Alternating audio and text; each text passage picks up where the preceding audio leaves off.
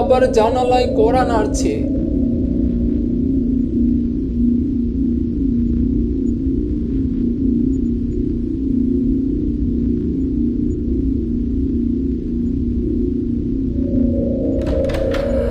এইখানে তো কেউই নেই, তাহলে কে এতক্ষণ জানালা খটখটালো?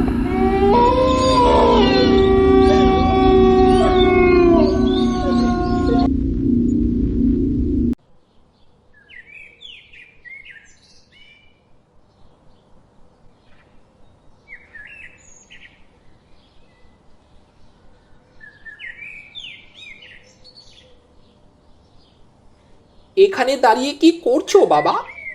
আরে সজীব কাকা, তুমি কখন আসলে তুমি? তোমার আসার খবর শুনে চলে আসলাম বাবা।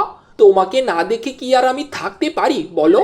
সেই ছোটবেলা থেকে কোলে পিঠে মানুষ করলাম, আর এখন তুমি কত বড় হয়ে গেছো। আচ্ছা সজীব কাকা, এই পেঁপে বাগানে কত পেঁপে পেকে আছে, কিন্তু কেউই এগুলো নেয় না কেন? এ এক অদ্ভুত ঘটনা বাবা। আমি যতদূর জানি, এই অভিশপ্ত বাগানের ফল যে একবার খাবে সেই অকালে প্রাণ হারাবে বাবা। কিন্তু এইসব কুসংস্কার তো এখন চলে না কাকা, মানুষ কত উন্নত হয়েছে। কুসংস্কার না বাবা, নিজের চোখকে তো আর অবিশ্বাস করা যায় না। রোজ রাতে এই পেঁপে বাগানের মালিক এখানে এসে কান্না করে, অনেকে দেখেছেও বটে। কিন্তু কাকা, আমার না এগুলো একদম বিশ্বাস হয় না। বিশ্বাস না হলে আজ রাতে একটু ঘর থেকে খেয়াল করে দেখলেই সব বুঝতে পেরে যাবে।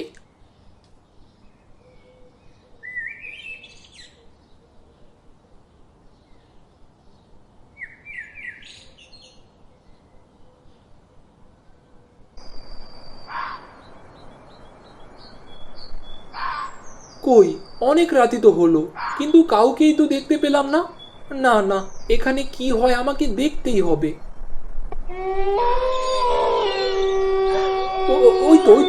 ওই তো সে লোক। আজ আমাকে দেখতেই হবে, কে এলো আর কেন সে আমার সামনে আসছে বারবার, কি চায় সে আমার কাছে?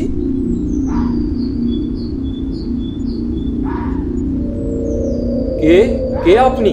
আমার দিকে তাকান। কি চান আপনি? এত রাতে বেবি বাগানের দিকে কেন যাচ্ছেন? কে কে কে আপনি? কি চান আপনি?